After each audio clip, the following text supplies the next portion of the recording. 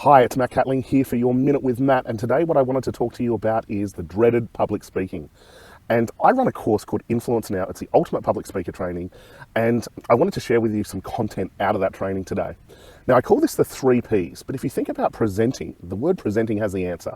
The first word in presenting is present. So the greatest presenters of all time are just simply present. They're in present time, not stuck in the past, not stuck in the future. They're here and now and present to the audience.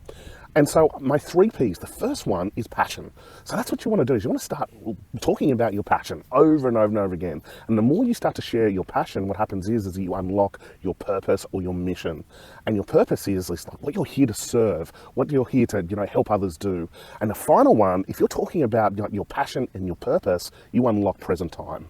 And as I said to you, the greatest presenters of all time are just simply present. I hope that helps.